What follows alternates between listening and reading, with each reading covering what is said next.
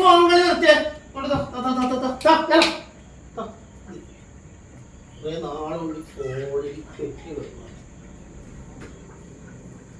ഇനി നമുക്ക് സാധാരണ പോലെ പഴയ കാലത്തെ പോലെ വർത്താനങ്ങൾ പറഞ്ഞോ അല്ലെങ്കിൽ കളിച്ചിരി തമാശകൾ പറഞ്ഞോ എന്തെങ്കിലും നാട്ടു വർത്താനങ്ങൾ പറഞ്ഞിരിക്കാം. പല കളികളുണ്ടല്ലോ. ഞാൻ പറഞ്ഞ ശരിയല്ലേ? ഇത്രയും ഫോണ് നിങ്ങളെ ബുദ്ധിപരമായ കഴിവുകളെല്ലാം നശിച്ചു പോകും. ഇങ്ങനെ ഇത് അപ്പോഴും 24 മണിക്കൂർ ഫോണിലിരുന്നു.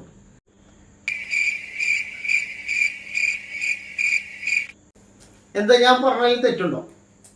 എന്ത് തെറ്റ്? ഒരു തെറ്റുമില്ല. നിങ്ങൾ പറഞ്ഞത് തന്നെ ശരി.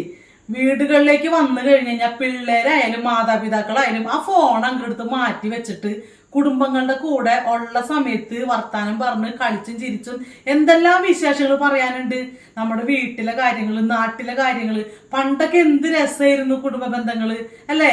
നമ്മൾ എന്തെല്ലാം കാര്യങ്ങൾ, എന്തെല്ലാം കഥകൾ കാരണന്മാര് പറഞ്ഞു തരുന്നു. അതൊക്കെ കേട്ട് കൊച്ചു മക്കൾ ഇങ്ങനെ കേട്ടിരിക്കണം കാണാൻ തന്നെ ഒരു രസമായിരുന്നു. എന്റെയൊക്കെ ചെറുപ്പത്തിൽ അങ്ങനെയായിരുന്നു കേട്ടാ. ഒത്തിരി കഥകളൊക്കെ കാരണന്മാര് ഇങ്ങനെ വട്ടൊട്ടിരുന്നോണ്ടൊക്കെ നമ്മൾ സംസാരിക്കാറുണ്ട്. വൈകുന്നേരം ആകുമ്പോൾ ഒരുമിച്ച് ഇത് ചായ കുടിക്കാറുണ്ട്. ഇപ്പൊ ചായ കുടിക്കാൻ നേരത്ത് പോലും ചിലരുടെ കയ്യിൽ ഫോൺ ഉണ്ടാകും.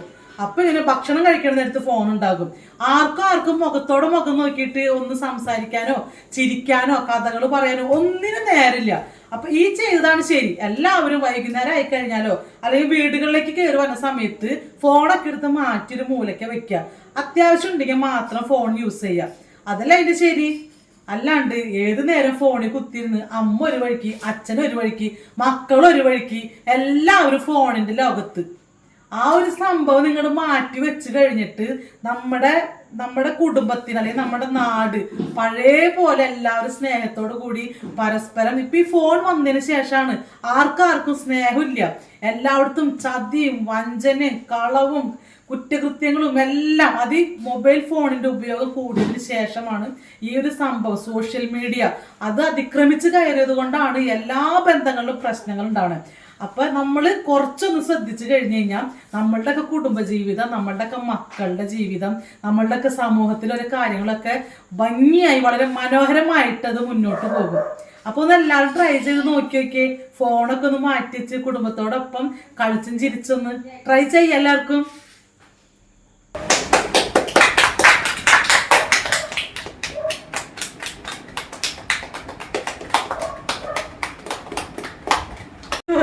Thank you. കഴിഞ്ഞ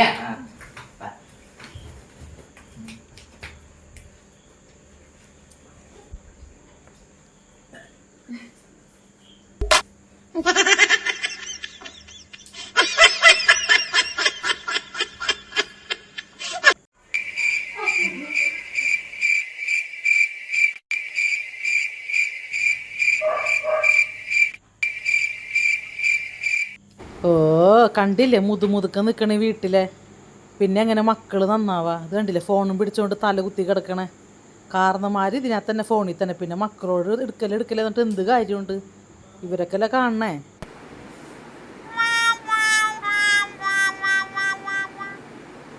ആരോട് പറയാൻ, ആര് കേൾക്കാൻ? ഇത് നന്നാവുന്ന മട്ടൊന്നും കാണണമെന്നില്ല ഒരാളും.